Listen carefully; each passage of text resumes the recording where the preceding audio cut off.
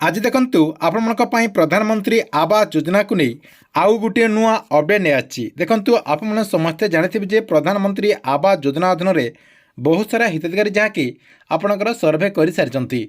देखंतु जो माने भी सर्वे कर सारी से जहाँकि कमेंट बॉक्स रे कमेंट करुचंती जे आमको एथर प्रधानमंत्री आवास योजना अधीन रे घर मिलिबो कि नाही, जदि मिलिबो केउ माननकु मिलिबो एवं केउ माननकु काटी दिया जिवो।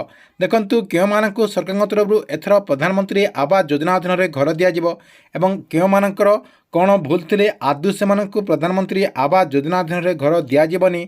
जे माने सेल सर्वे करचंती सेमाननकु आगुकु आ कोन करबाक पड़िबो।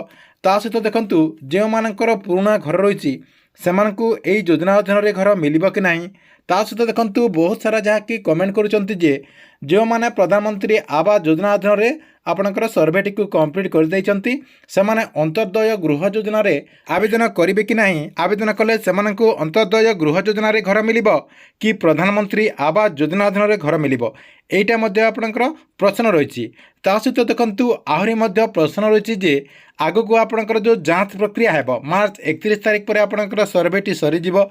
मार्च 31 तारिख पर आपणकर जो घर को आसिकी किसी अधिकारी जांच करेंगे, क्यों मैंने आसिकी आपणक घर को जांच करेंगे, ता सहित कौन सब जांच करेंगे ए वीडियो माध्यम ए नहीं पूरा डिटेल जनदेवे जहाँकि आपंक पूरा मु पैकेज नहीं कि आसी ए वीडियो माध्यम ए नहीं पूरा डिटेल जानीपारे। से आपने वीडियोटी को शेष पर्यंत देखंतु। ता पूर्व वीडियो को गोटे लाइक कर दिंतु एवं जो मैंने चैनल को एजाए सब्सक्राइब करना चैनल को सब्सक्राइब कर दिंतु।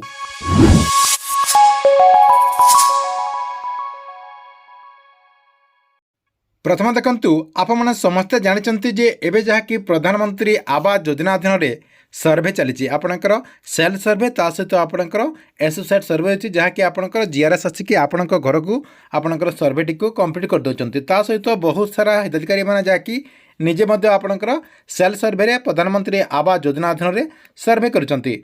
देखंतु आपमनको जो प्रश्नटी कहली आपमनको घर मिलिबो कि नाही, अंत्योदय गृह योजना रे आपमने आवेदन करिवे कि नाही, केउ माननको घर मिलिबो केउ माननको आदौ घर मिलिबोनी।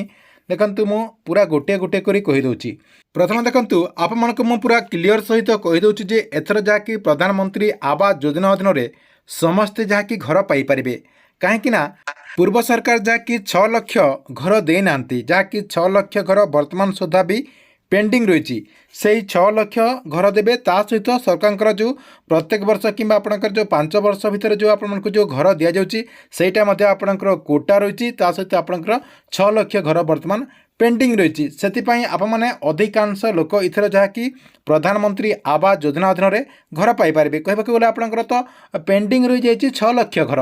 प्रथम से 6 लाख पेंडिंग घर पाइपर ता सहित यही सरकार जो कोटा रही से कोटा अनुसार आपण मानक अधिका घर दिज्व। से आपको पूरा क्लियर सहित कहूँ जे एथर जहाँकि आपने निश्चय घर पाइपर कहीं यही सरकार गोटे लक्ष्य रही जो मैंने भी प्रधानमंत्री आवास योजना अधीन रे घर पाइबापी योग्य होते से जहाँकि घर को जाकि खोजी खोजिकी आपको जहाँकि घर दिज्व। जमी आपंकर सुभद्रा योजना अधीन रे खोजी खोजी हिताधिकारी को सुभद्रा योजना अधीन रे टंका दि जाऊँगी, सेमती कि आपंकर राशन कार्ड को नहीं आपंकर सेमती कर खोजी खोजिकी हिताधिकारी को जहाँकि खोजी खोजिकी अणा जाऊँगी और से आपंकर राशन कार्ड देवाई सरकार जहाँकि घोषणा कर सहित आप देखिए इ कैश अवधि को आपंकर बहुत सारा टाइम रे वर्तमान से सरकार तरफ वृद्धि करमती आपंकर सुभद्रा योजना अधीन में आपंकर देखो 5टा फेज रे सुभद्रा योजना अधीन रे समस्त महिला माने केमिति एई योजना अधीन रे टंका पाई परिबे। सेतिपई राज्य सरकार तरफ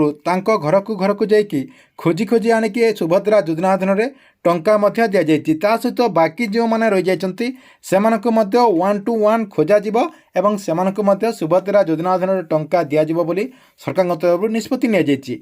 सेतिपई देखंतु आपनकर ए जो प्रधानमंत्री आवास योजना रहिछि एई प्रधानमंत्री आवास योजना अधीन रे मध्य आपण मानक घर को आसिकी खोजी खोजिकी यही योजना अधीन रे घर दिज्व। कहीं यहाँ आपंकर नुआ सरकार पूर्व सरकार जमी आपंकर रेगुलर 5 थर जहाँकि सरकार को आसते नुआ सरकार केमिति रेगुलर आउ 2-3 थर जहाँकि सरकार को आसबे ଏବଂ ଲୋକଙ୍କୁ କାମ କରିକି କେମିତି ଲୋକଙ୍କର ପ୍ରିୟ ହୋଇପାରିବେ ସେଥିପାଇଁ ସରକାରଙ୍କ ତରଫରୁ ପ୍ରୟାସ କରାଯାଉଛି। ଯେମିତିକି ଆପଣଙ୍କର ସୁଭଦ୍ରା ଯୋଜନା ଅଧୀନରେ ଖୋଜି ଖୋଜିକି ଆପଣଙ୍କର ଏଇ ଟଙ୍କାଟି ଦିଆଯାଉଛି। ଯେମିତି ଆପଣଙ୍କର ରାସନ କାର୍ଡ଼ ମଧ୍ୟ ଖୋଜି ଖୋଜିକି ଦିଆଯାଉଛି, ସେମିତି ଆପଣଙ୍କର ସିଏମ୍ କିଷାନ ଯୋଜନା ଅଧୀନରେ ମଧ୍ୟ ସେମିତି ଆପଣଙ୍କର ଟଙ୍କାଟି ଦିଆଯାଉଛି। ସେହିପରି ଆପଣଙ୍କର ଏଇ ଯେଉଁ ଆପଣଙ୍କର ଯେଉଁ ପ୍ରଧାନମନ୍ତ୍ରୀ ଆବାସ ଯୋଜନା ରହିଛି, ଏହି ପ୍ରଧାନମନ୍ତ୍ରୀ ଆବାସ ଯୋଜନା ଅଧୀନରେ ମଧ୍ୟ ଆପଣମାନଙ୍କ ଘରକୁ ଘରକୁ ଯାଇକି ଆପଣଙ୍କର ସର୍ଭେ ହେବ। ଗୋଟିଏ ବି ଆପଣଙ୍କର ଯୋଗ୍ୟ ହିତାଧିକାରୀ ରହିବେନି, ସମସ୍ତଙ୍କୁ ପ୍ରଧାନମନ୍ତ୍ରୀ ଆବାସ ଯୋଜନା ଅଧୀନରେ ଘର ଦିଆଯିବ।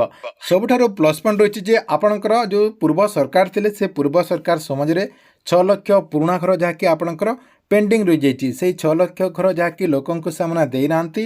ଏହି ସରକାର ଯେହେତୁ ଆସିଛନ୍ତି, ଏହି ସରକାରଙ୍କ ତରଫରୁ ସେହି 6 ଲକ୍ଷ ଘର ସହିତ ଆହୁରି ମଧ୍ୟ ଘର ଦିଆଯିବ। ଦେଖନ୍ତୁ ଏଇଟା ତ ଆପଣ କନଫର୍ମ ହେଇଗଲେ ଯେ ଆପଣଙ୍କୁ ଯାହାକି ପ୍ରଧାନମନ୍ତ୍ରୀ ଆବାସ ଯୋଜନା ଅଧୀନରେ ନିଶ୍ଚୟ ଘର ମିଳିବ। ନେକ୍ସଟ ଦେଖନ୍ତୁ କେତେଟା ଆପଣଙ୍କର ପ୍ରଶ୍ନ ରହିଛି ଯେ ଯେଉଁମାନେ ବି ପ୍ରଧାନମନ୍ତ୍ରୀ ଆବାସ ଯୋଜନା ଅଧୀନରେ ସର୍ଭେଟିକୁ କମ୍ପ୍ଲିଟ୍ କରିସାରିଛନ୍ତି ସେମାନଙ୍କୁ ନେକ୍ସଟ ଆଉ କ'ଣ କରିବାକୁ ପଡ଼ିବ। ଦେଖନ୍ତୁ ଆପଣମାନେ ଯଦି ପ୍ରଧାନମନ୍ତ୍ରୀ ଆବାସ ଯୋଜନା ଅଧୀନରେ ସର୍ଭେ ଆପଣମାନେ ଯଦି କରିସାରିଛନ୍ତି, ଯେଉଁମାନେ ବି ଆପଣଙ୍କର ସେଲ୍ଫ ସର୍ଭେ କରନ୍ତୁ କିମ୍ବା ଆପଣଙ୍କର ଅଧିକାରୀ ସହିତ ଆପଣମାନେ ଯଦି ସର୍ଭେଟିକୁ କରିଛନ୍ତି, ଆପଣଙ୍କର ଦୁଇଟା ଯଦି ଆପଣ ସର୍ଭେ ଯେଉଁ ପ୍ରୋସେସ୍ରେ ଆପଣ ସର୍ଭେ କରିଥାନ୍ତୁ ନା କାହିଁକି ଆପଣଙ୍କ ଘରକୁ ଆସିକି ଆପଣଙ୍କର GRS, ଆପଣଙ୍କର ସରପଞ୍ଚ, ଇଓ, ଜେଇ ଯେକୌଣସି ଅଧିକାରୀ ଆପଣଙ୍କ ଘରକୁ ଆସିବେ। 31 ମାର୍ଚ୍ଚ ପରେ ଆପଣଙ୍କର ଯାଞ୍ଚ ପ୍ରକ୍ରିୟାଟି ଆରମ୍ଭ ହୋଇଯିବ। ଯାଞ୍ଚ ପ୍ରକ୍ରିୟା ଆସିଲା ପରେ ଆପଣଙ୍କ ଘରକୁ ଆପଣଙ୍କର କିଛି ଅଧିକାରୀ ଆସିବେ ଏବଂ ସବୁକିଛି ଯାଞ୍ଚ କରିବେ। କ'ଣ ସବୁ ଯାଞ୍ଚ କରିବେ? ଆପଣଙ୍କର କଚ୍ଚା ଘର ରହିଛି କି ଛାତ ଘର ରହିଛି, ତା ସହିତ ଆପଣଙ୍କ ଘରେ ରାସନ କାର୍ଡ଼ ଅଛି କି ନାହିଁ, ଆପଣ ଅଲଗା ରହୁଛନ୍ତି କି ଆପଣଙ୍କର ଜଏଣ୍ଟ ଫ୍ୟାମିଲି ରହିଛି, ଆପଣଙ୍କର ଜବ୍ କାର୍ଡ଼ ଅଛି କି ନାହିଁ, ସବୁକିଛି ଯାହାକି ସେମାନେ ଚେକ୍ କରିବେ। ଏଇଟା ଆପଣଙ୍କର ପ୍ରୋସେସ୍ ରହିଛି। ନେକ୍ସଟ ପ୍ରଶ୍ନ କ'ଣ ରହିଥିଲା, ଯେଉଁମାନେ ବି ପ୍ରଧାନମନ୍ତ୍ରୀ ଆବାସ ଯୋଜନା ଅଧୀନରେ ସର୍ଭେ କରିଛନ୍ତି ସେମାନେ ଅନ୍ତର୍ଦୟ ଗୃହ ଯୋଜନା ଅଧୀନରେ ଆବେଦନ କରିପାରିବେ କି ନାହିଁ। ଦେଖନ୍ତୁ ପ୍ରଧାନମନ୍ତ୍ରୀ ଆବାସ ଯୋଜନା ଅଧୀନରେ ଯଦି ଆପଣମାନେ ସର୍ଭେ କରିଦେଇଛନ୍ତି ତାହେଲେ ଆପଣମାନଙ୍କୁ ଅନ୍ତର୍ଦୟ ଗୃହ ଯୋଜନାରେ ଆବେଦନ କରିବାକୁ ପଡ଼ିବନି।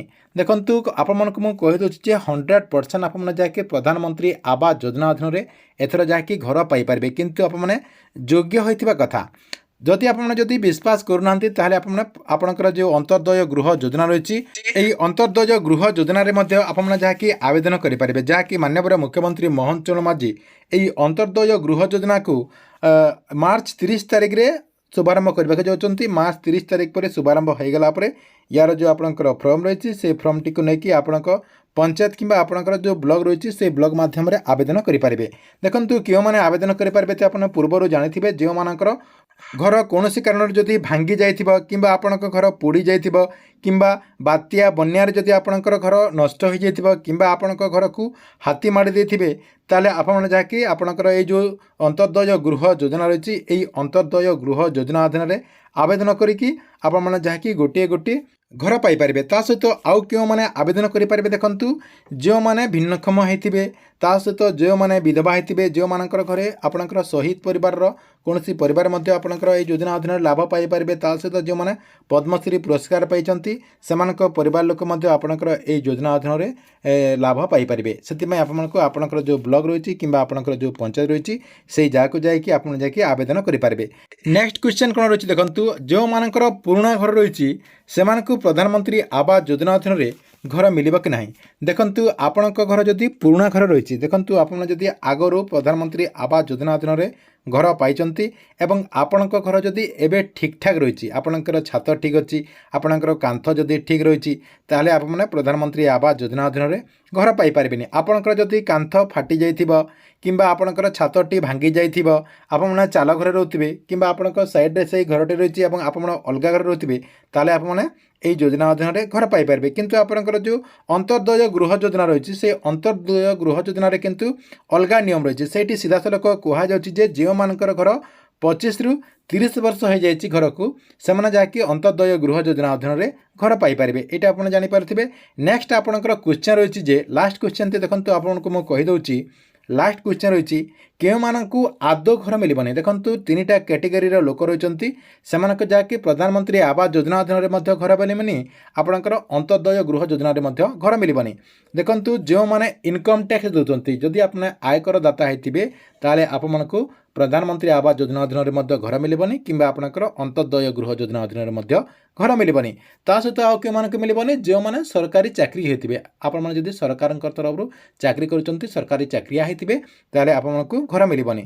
ତା ସହିତ ଆଉ କେଉଁମାନଙ୍କୁ ମିଳିବନି, ଯେଉଁମାନଙ୍କର 5 ଏକରରୁ ଅଧିକ ଜମି ରହିଛି ସେମାନଙ୍କୁ ମଧ୍ୟ ଆପଣଙ୍କର ଏହି ଯୋଜନା ଅଧୀନରେ ଲାଭ ମିଳିବନି।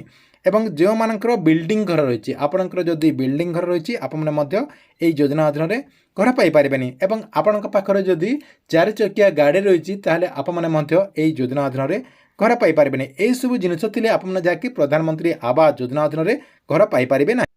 ଠିକ୍ ଅଛି, ଏଥିଲା ଆପଣଙ୍କ ପାଇଁ ପ୍ରଧାନମନ୍ତ୍ରୀ ଆବାସ ଯୋଜନାକୁ ନେଇ ଗୋଟେ ବଡ଼ ଅପଡେଟ୍। ଆପଣଙ୍କୁ ଭିଡ଼ିଓ କେମିତି ଲାଗିଲା କମେଣ୍ଟ ବକ୍ସରେ ନିଶ୍ଚୟ ଗୋଟେ କମେଣ୍ଟ କରନ୍ତୁ। ଏବଂ ଗଭର୍ଣ୍ଣମେଣ୍ଟର ଯେକୌଣସି ନୂଆ ଯୋଜନାର ଅପଡେଟ୍ ଆପଣ ସର୍ବପ୍ରଥମେ ଦେଖିବାକୁ ଚାହୁଁଥିଲେ ଏହି ଚ୍ୟାନେଲଟିକୁ ଆପଣ ରେଗୁଲାର ଦେଖୁଥାନ୍ତୁ। ତା ସହିତ ଯେଉଁମାନେ ଆମ ସହିତ କଥା ହେବା ପାଇଁ ଚାହୁଁଛନ୍ତି ଏବଂ ତାଙ୍କର ଯଦି କିଛି ପ୍ରଶ୍ନ ରହିଛି, ଆମର ଯେଉଁ ଟେଲିଗ୍ରାମ ଚ୍ୟାନେଲ ରହିଛି ସେହି ଟେଲିଗ୍ରାମ ଚ୍ୟାନେଲରେ ଯାଇକି ଜଏନ୍ ହେଇଯାଆନ୍ତୁ, ଯାହାର ଲିଙ୍କ୍ ଆପଣମାନଙ୍କୁ ମୁଁ এই ଭିଡ଼ିଓ ଡେସ୍କ୍ରିପ୍ସନରେ ଦେଇଦେଇଛି। ସେଇଠି ଆପଣ କ୍ଲିକ୍ କରିକି ଟେଲିଗ୍ରାମ ଚ୍ୟାନେଲରେ ଜଏନ୍ ହୋଇପାରିବେ ଏବଂ ଆପଣଙ୍କର ଯାହା ବି ପ୍ରଶ୍ନ ରହିଛି ସେହି ଟେଲିଗ୍ରାମ ଚ୍ୟାନେଲ ମାଧ୍ୟମରେ ଆପଣ ଯାହାକି ଆମକୁ ପଚାରି ପାରିବେ।